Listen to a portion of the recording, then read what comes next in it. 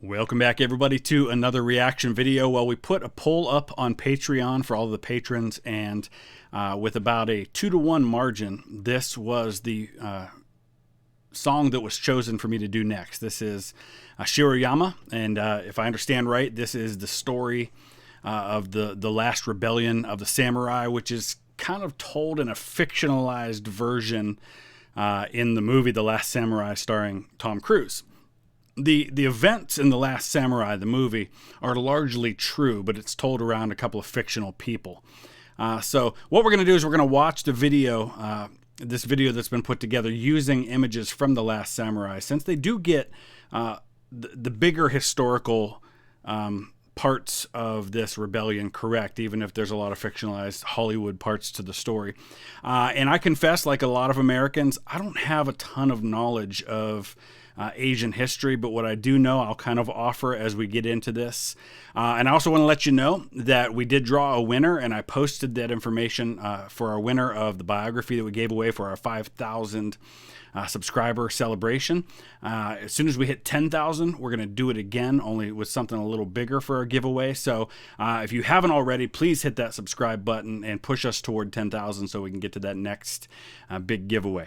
Let's dive into SHIROYAMA.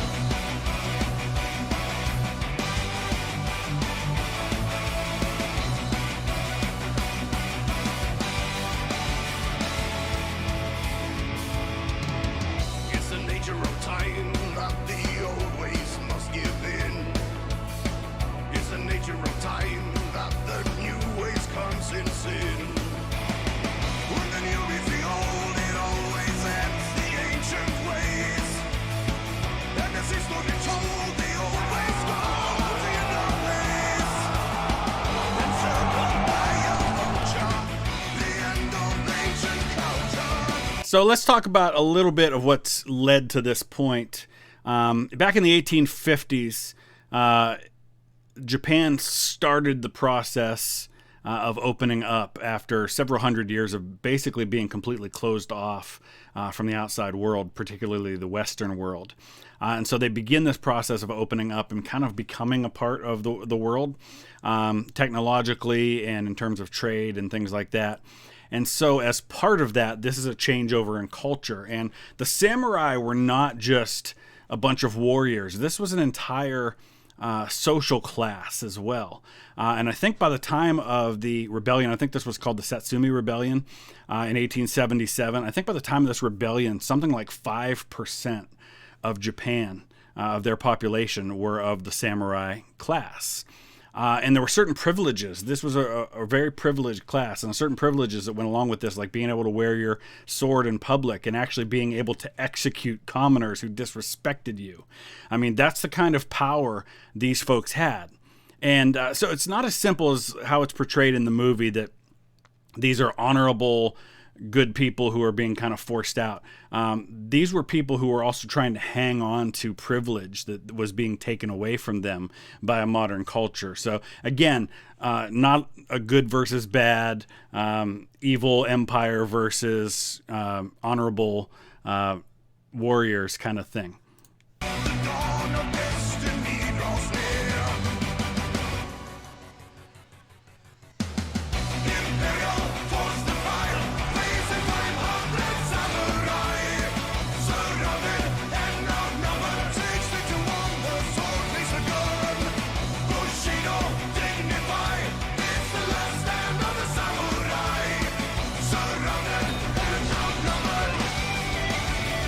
So a couple things about this too. So yeah, I mean, that part's all true. The Battle of SHIROYAMA is 500 samurai against 30,000 men that are armed with the latest weapons in 1877, which of course is going to include probably some repeating rifles. Some, I know in the movie they show Gatling guns. I don't know if they had those or not, but certainly, and they say the sword versus the gun.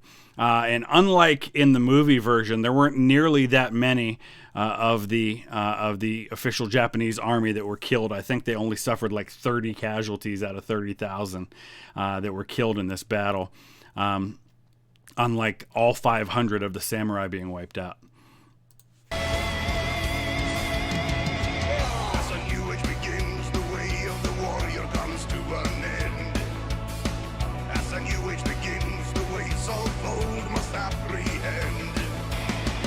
It's the nature of time that they always must give in. It's the nature of time that the new age comes in sin. And offer of surrender, Saigo ignore contender. The dawn. So they mentioned Saigo there. Saigo Takamori is actually the leader of this group of 500 samurai who were killed in the Battle of Shiroyama. And if anything, the last samurai should refer to him. In fact, he's often remembered as the last samurai. And I think a fictionalized version of him was played by the actor Ken Watanabe, who actually was nominated for an Oscar for the movie The Last Samurai. But I don't think that's what his character's name was in this movie.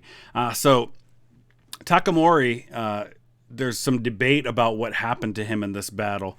The official account by those who served with him was that he was shot in the hip or in the leg during the battle and then committed seppuku, the ritual suicide where you stab yourself in the abdomen, and then he had someone who beheaded him to assist in the suicide. But the government accounts say that he was actually shot in the head and killed during the last charge where they charged at, I think, down a hill into the last of the samurai charged down into the government soldiers. So we really don't know for sure what happened to him. Destiny is here.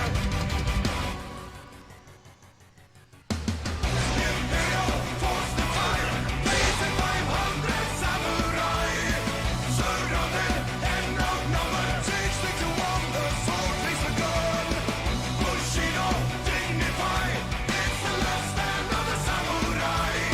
Surrounded and outnumbered.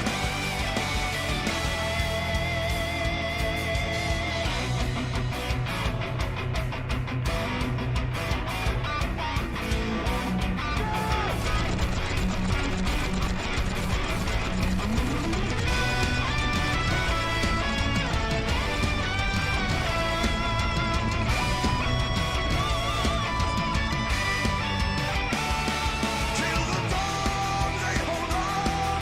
Only 40 are left at the end. None alive, none survive. Shiroyama. Yeah, so he says there are only 40 are left at the end, and those are the ones who kind of made that last charge. I think they had actually built fortifications all around them and had them surrounded, and it was really a no-win situation. But again, I don't know that this is as simple as kind of honor versus dishonor, good versus bad kind of thing. This is very much, as they describe it here, it's about a new way of life versus an old way. People trying to hang on to their privilege, their class, their honor in their minds versus people who, let's face it, wanted to not only advance their nation kind of into a new era, but probably also you had some of these people that were in the military that were probably at one point or another jealous or angry or looked down on by the samurai class, and this was their chance to get back. So there's a lot of things at play here. Imperial force the fire, facing 500 samurai. Surrounded and outnumbered, 60-1, the sword face the gun. Bushido, dignified, it's the last stand of the samurai. Surrounded and outnumbered, 60-1, facing the gun. 60-1, counter on gun. So, like I said, I'm trying to tell you what little bit I've known. When I first watched the movie, The Last Samurai, I tried to read up what I could about it, but that was a long time ago. I get like that. People ask me, how do you know so much about these different topics? I get like probably a lot of you do.